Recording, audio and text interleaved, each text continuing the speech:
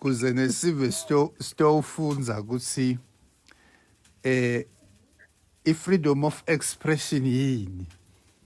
Uyabona? Nguva ka. Uyakhumbula nje wena ukuthi nangisacala kubhala ama-articles bowubhala lapha ka-Facebook ungiplaste ubongelela ingonyama.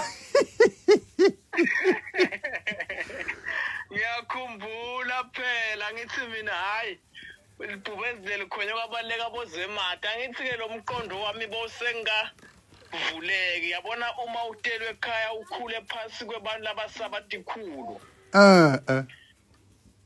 usuke wathi ukuthi lokungibongiko uhulumende lobusa okuleso sikhathi kanti usuke usengafunzi nase ubona umuntu lovuleke umqondo losofunzile wabona ukuthi ayikhona la ngiphila khona kusehlathini ngithathe ebhusha ngiheshe kuze kutokhaya.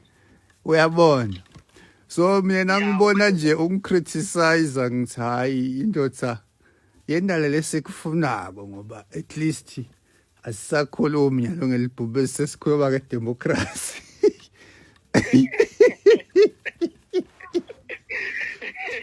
Ngiko ngithi le experience even though ngingakwati in person but nje bengibona kubo Facebook, but I like the experience that we have lokuthi bo active nje ungiplasta ngabona sewuchinjile solucomrade ngathi hayi short seliphendukile nja.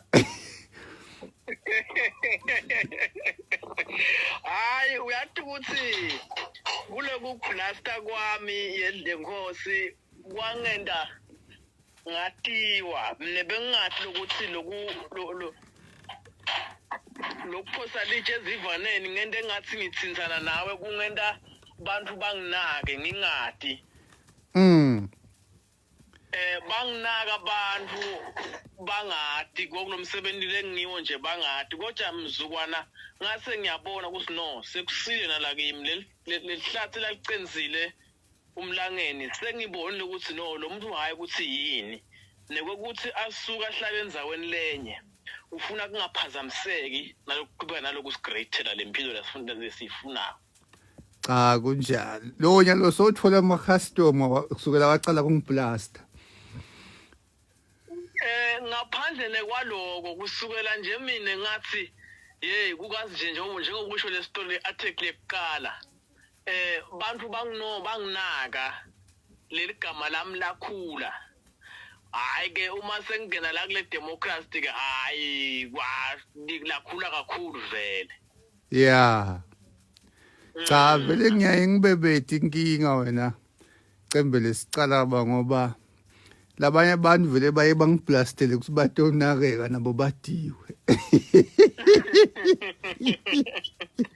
Kanike mina bengekho lapho nje nami ngangisesengayiboni lendlela ngoba ngingumuntu longahambi lobevela ngahambi nakakhulu kuyeni le uva nje labantu labadzala abakhuluma ucabanga ukuthi kungiko nena bakhuluma ngemuntu uve ukuthi hayi ngiyabhekisa noma liphekula sikhulu ungadi then naso uvula le ngqondo sohleli phansi sokuqabanga uyabona man lo muntu akasisiphekula likhulu akathanzi ukuphila empilweni lengemanga akubona. Hayi siyabonga cembe lesicala. Hayi njengoba ngishito nje ukuthi le chat yethu asiyifake esibeni but awufunza nalabanye ukuthi kuyacriticize wana phindze kuhlekwe hayi ukuthi siyalo. Ya asikho sitha saphakade masikhuluma ngento lesineligoli ngayo Nkosi ngonje ngithithe nami no asengento indlela ukuthi ubone ukuthi awusiso sitha sami futhi nami angisiso sitha sakho kodwa igoli lesinalo linye sifuna i-democracy mase kune democracy ke sitawubuya sinaselitiya njengabo babeze Jacob Zuma nabo Malema ubona ukuthi labantu bebangalwe bebakhasive. Hayi akuchubeka kwakho Olive cembe lesicala basiyabonga. Siyabonga.